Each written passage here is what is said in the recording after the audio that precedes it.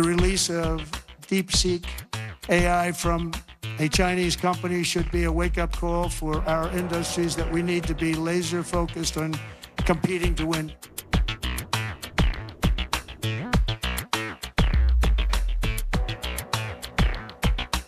Restriction do not work. I think that is a lesson that the whole world should learn, in particular the US should learn.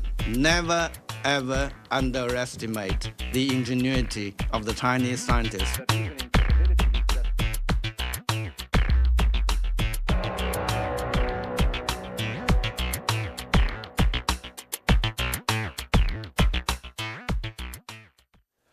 네, 최근에 첨단 AI 기술의 발전이 그야말로 빛의 속도로 이루어지고 있습니다. 그러면서 이제 곧 기계도 감정을 가질 수 있을 거란 말도 나오고 있죠. 과연 이게 가능한 일일까요? 그런데 인류 역사에 길이 남을 기술들은 늘 이게 가능한 일일까요? 바로 이 질문에서 시작됐다고 합니다. 이 전 세계가 벌이고 있는 기술 패권 전쟁에서 살아남기 위한 아주 특별한 제안, SBS 그랜드 퀘스트 이야기해 보겠습니다. 그랜드 퀘스트의 입안자인 서울대학교 공과대학 이정동 교수 모셨습니다. 교수님 어서 오십시오. 네. 네, 자 먼저 올해 처음 개최되는 SBS 그랜드 퀘스트 어떤 의미인지 이 제목부터 좀 설명해 주시겠습니까? 네, 그랜드 퀘스트는 글자 그대로 최초에 아직까지 던져보지 않던 그런 질문 이렇게 정의를 할 수 있겠습니다. 네, 이 행사의 의미 그리고 또 어떤 분들이 참여했는지도 궁금합니다. 네. 우리 산업계 그리고 과학기술계가 앞으로 이 문제만큼은 우리가 한번 도전해보자라고 하는 그런 주제, 큰 질문을 던지는 것이 목표입니다. 근데 조금 생각해보면 조금 더 나아가서 과학기술계뿐만 아니라 우리 산업계 기업들 그리고 여러 현장, 많은 분야에서 이런 그랜드 퀘스트처럼 도전적인 질문이 많이 쏟아져 나오는 그런 국가적 분위기가 되었으면 좋겠다라고 하는 계기를 제공하기 위한 것이 가장 큰 목적이라고 할 수 있겠습니다. 네, 저 국내에 과학기술 포럼이 드물지 않습니까? 그래서 저도 많이 관심이 가던데, 자 SBS 그랜드 퀘스트는 그럼 어떻게 시작을 하게 된 건가요? 이 한국의 산업계 그리고 과학기술계가 한번 깨어날 계기가 필요하다라고 하는 데 대해서는 많은 사람들이 공감대를 갖고 있었습니다. 근데 그런 계기를 어떻게 한번 만들어 볼까 고민을 하다가 이 과학기술계의 지금 현재 분야를 이끌고 나가 계신 분들이 먼저 질문을 던지는 곳으로 한번 시작을 해보자라고 3년 전에 작업을 시작을 했습니다. 네. 그 작업을 시작하면서 마침 또 SBS가 그 취지에 공감을 해주셔서 이 질문을 과학기술계뿐만 아니라 사회 전체로 확산하는 일을 같이 한번 해보자 그렇게 힘을 합치게 됐습니다. 자, 지금 우리 사회 저성장의 굴레에 갇혀 있지 않습니까? 자, 그래서 이 여러 가지가 있겠습니다만 교수님께서는 이 도전이 없는 대한민국을 그 이유로 꼽으셨던데 이유가 뭔가요? 지금 최근에 발표된 바에 따르면 분기 성장률 기준으로 4분기 연속 0%대를 기록하고 있습니다. 아주 어려운 상태죠. 근데 사실 더 어려운 문제는 더 걱정스럽고 우리를 어렵게 하는 것은 장기 저성장 추세입니다.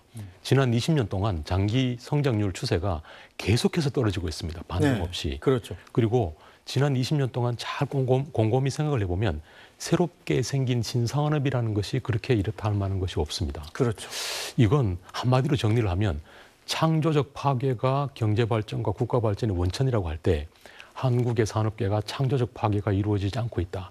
조용한 혁신의 생태계를 보이고 있다. 이렇게 말씀드릴 수 있겠습니다. 이게 지금 우리가 그랜드 퀘스트를 던지게 된 그런 배경 중에 아주 중요한 배경이라고 할 수 있겠습니다. 자, 그렇다면 인류가 지금껏 환호했던 신기술 혹은 진화된 혁신적 기술은 어떻게 탄생됐을까요? 그랜드 퀘스트라는 주제가 이야기를 하듯이 어쨌든 이것 한번 해보면 되지 않을까라고 하는 질문부터 모든 것이 출발이 됩니다. 예를 들어서 로켓을 한번 재활용해보자라고 하는 황당한 질문을 스페이스X가 던졌죠. 그리고 오랫동안 힘겨웠지만 13년 동안의 스케일업을 거쳐서 마침내 성공을 하고 우주 산업의 질서를 바꿔내게 되는 것입니다. 이렇게 새로운 질서가 생기는 비즈니스의 규칙이 생기는 이 모든 일의 첫 출발, 첫 단추에는 그랜드 퀘스트가 있습니다. 네, 자 그럼 10가지 중요한 질문 그랜드 퀘스트의 내용도 궁금해집니다. 네, 그랜드 퀘스트에서 저희가 여러 가지 분야를 다루었는데요.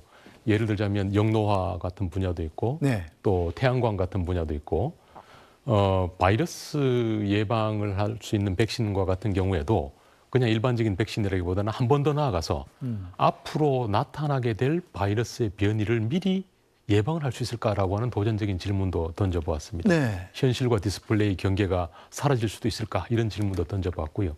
그래서 지금 우리가 영유하고 있는 주력 산업부터 미래 산업까지 일반 인공지능까지 여러 분야를 커버하려고 노력을 했습니다. 자, 그럼 이 그랜드 퀘스트의 선정 기준은 어떻게 선정하신 건가요? 과학기술계 분야에서 논문이 많이 나오고 특허가 많이 나오는데 그때마다 네. 다들 질문이 있다고 하죠. 근데 저희가 여기서 뽑고자 했던 가장 중요한 기준은 소위 선진 기술이 갖고 있는 질서, 교과서, 그걸 과학기술계 분야에서는 흔히 로드맵이라고 부릅니다. 그래서 기술은 앞으로 이렇게 발전해 나갈 거야 라고 하는 로드맵이 있는데 네. 저희가 이번 작업을 통해서 하고자 했던 가장 중요한 그랜드 퀘스트의 기준은 네. 기존의 로드맵이 아닌 새로운 로드맵을 만들 가능성이 있는가, 그런 비전을 품고 있는가, 네. 이것이 가장 중요한 기준이었다고 말씀드릴 수 있습니다. 네, 뭐 현재 인류에겐 난제로 꼽히는 기술이겠지만 앞으로 10년에서 15년 사이에 해결이 가능한 난제라면 바로 이 기술을 갖게 된다면 그걸 기술 패권이라고 부를 수 있는 거 아니겠습니까? 그렇습니다. 기술 패권이라는 게 왜 중요한지 좀 설명해 주시죠. 그렇습니다. 지금 기술 패권과 기술 주권 이야기를 하고 있는데 어떤 나라가 기술 주권을 지킬 수 있다 혹은 기술 패권에 가까이 다가간다고 하는 뜻은 남들이 흉내내지 못하는, 그래서 그 나라가 제공하지 않으면 쓸 수 없는 그런 기술을 갖고 있는가, 이게 가장 네. 핵심적인 문제입니다. 그런데 지금 말씀 주신 것처럼 인류가 당면하고 있는 난제, 예를 들어서 지구 환경 문제라든지 이런 난제를 어떻게 해결할 것인가, 이 솔루션을 누가 먼저 내는가에 따라서 대체 불가능한 기술을 그 국가가 갖고 있는가 안 갖고 있지 못한가 결정되는 것이죠. 네. 예를 들자면 저희가 이번에 그랜드 퀘스트로 던진 질문 중에 하나가 어떻게 하면 전기를 적게 쓰면서도 인공지능을 쓸 수 있도록 할 것이냐, 네. 이런 질문을 제가 가지고 있는데 인공지능이 발달하면 발달할수록 전기를 더 많이 쓰는 그런 아주 애매한 상황에 지금 인류가 그렇죠. 처해 있는 거죠. 예. 앞으로 인공지능은 더 많이 쓰지 않을 수가 없을 것이고, 그렇다면 이건 글자 그대로 인류가 당면한 아주 큰 에너지 문제에 있어서 고민입니다. 이 문제를 해결할 수 있는 반도체 칩을 만들어낼 수 있다면 네. 그 자체가 그 솔루션, 그 해법의 단초들이 기술 주권을 지키는 데 있어서 아주 핵심적인 요소가 되는 것이죠. 그래서 인류의 난제를 푸는 것, 네. 그리고 기술 주권을 지킬 수 있는 대체 불가능한 기술을 갖는 것, 이건 사실은 같은 이야기라고 할 수 있겠습니다. 네, 가장 주목되는 것이 전 세계적으로 지금 중국의 바로 혁신과 성과입니다. 얼마 전에 이 AI, 딥시크가 전 세계를 깜짝 놀라게 하지 않았었습니까? 중국은 어떻게 해서 이렇게 빠른 속도로 큰 성취를 이뤄내고 있는 건가요? 저는 이렇게 표현을 하는데요. 우리가 흔히 이야기하는 기술 선진국이라고 하는 나라들이 있습니다. 네. 이런 나라들은 과학혁명부터 그다음 산업혁명으로 이어지는 지금까지 수백 년 동안 여러 번의 시행착오를 극복을 해왔습니다. 축적을 해왔죠. 그랜드 퀘스트를 던져보고 또 안 되는 거 보고 또 개선된 그랜드 퀘스트를 던지는 작업들을 200~300년 동안 축적을 해왔습니다. 그 경험을. 반면에 중국은 시간은 굉장히 짧았지만 그런 일들을 해볼 수 있는 다양한 공간이 넓게 펼쳐져 있습니다. 네. 그래서 저는 이걸 한마디로 요약해서 표현할 때 공간으로 시간을 압축한다, 이렇게 표현을 하고 있습니다. 아까 딥시크 말씀을 주셨는데 네. 아주 좋은 사례입니다. 뿐만 아니라 최근에 발표됐던 배터리 경우도 마찬가지입니다.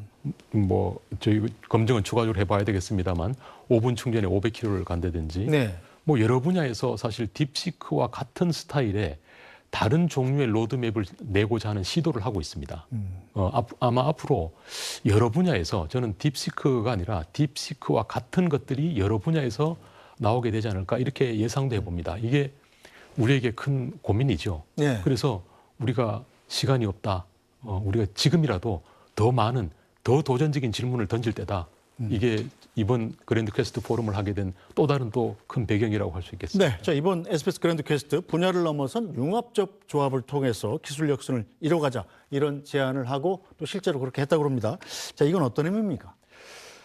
좋은 질문, 네. 그리고 좋은 혁신의 결과물들은 거의 예외 없이 유니크한 아주 독특한 조합에서 이루어집니다. 네. 그래서 전통적인 분야 안에서가 아니라 분야와 분야를 가로질러서 질문을 할 때 좋은 혁신의 싹이, 기술 혁신의 싹들이 나오는 것이죠. 이번에 저희가 아주 전통적인 화학, 생물, 그리고 물리, 전자 여러 분야에 걸쳐서 네.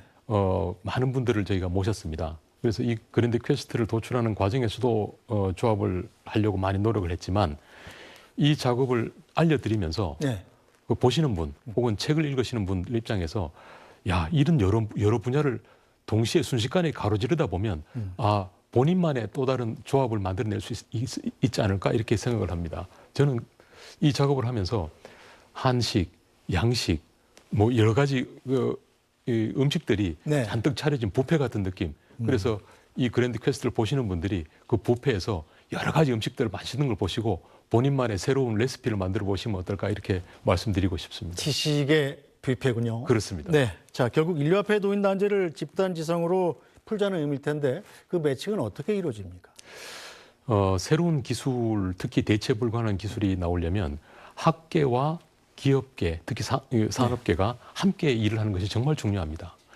연구실에서 좋은 아이디어를 그랜드 퀘스트를 바탕으로 만들었다고 하더라도 네. 현장에 실제 적용해 보면 되지 않는 경우가 되는 경우보다 훨씬 많죠. 그렇겠죠. 그러면 그 되지 않는 상황을 보고 우리가 포기하는 것이 아니라 시행을 하고 학습을 해서 다음번 시행을 또 해야 합니다. 그 과정은 돈이 많이 들고 사람이 많이 필요하죠. 네. 그래서 대학의 작은 실험실에서는 할 수 있는 일들이 아닙니다. 그렇죠. 그래서 대학에서는 이런 그랜드 퀘스트를 던지고 그리고 초기에 아이디어를 만들어낸다면 그걸 산업계가 가져가서 키우는 작업을 해야 합니다. 네. 그래서 누군가는 씨앗을 만들고 누군가는 그 씨앗을 키워나가는 이 두 가지 작업이 함께 이루어져야 하고 손뼉이 딱 마주칠 때 혁신적 기술이 탄생을 하게 되는 것이죠.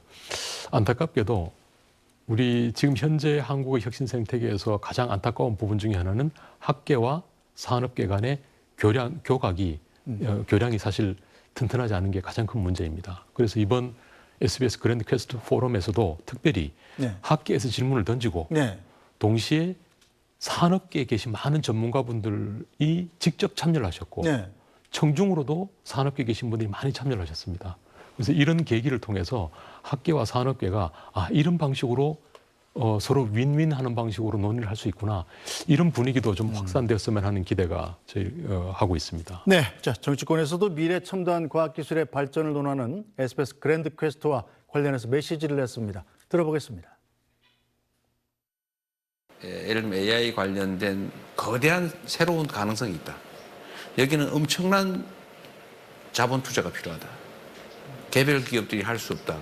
이걸 국민들이 또는 국가가 함께 좀 위험을 감수하면서 투자하고 그 성과물의 일부를 함께 나누는 이런 것들을 우리가 과감하게 용인해야 된다. 지난 3년 대한민국은 산업정책은 거의 전무했습니다. 이번 포럼에서 기술주권 확보를 위한 10가지 질문을 던지고 그 해답을 찾아주시면 좋겠습니다. 오늘 이 자리가 대한민국의 기술 주권이 나아갈 방향을 모색하고 글로벌 경쟁력 확보의 기틀을 마련하는 뜻깊은 장이 되기를 바랍니다. 과학기술과 산업에 대한 체계적인 전략과 집중 투자가 오늘날 대한민국의 기술 기반을 닦았습니다. 연구 현장, 산업계, 정책 라인, 그리고 미래 전략을 책임질 교육기관까지 하나의 틀 안에서 유기적으로 연결되도록 하겠습니다. 초격차 기술에 최소 50조 원 이상 투자하여 연구 개발과 상용화를 정부가 적극 지원하도록 하겠습니다. 지금 같은 경제전쟁의 시대에는 무역도 안보와 직결되죠. 트럼프 행정부와 협상에서는 조선, 반도체, 원전 등 우리의 카드를 쥐고 경제적 실리를 얻을 겁니다. 글로벌 공급망의 분절, 미국과 중국 사이의 과학기술 패권 전쟁은 우리에게 분명한 메시지를 줬습니다. 기술을 지키지 못하면 국가도 국민도 지킬 수 없다는 경고입니다.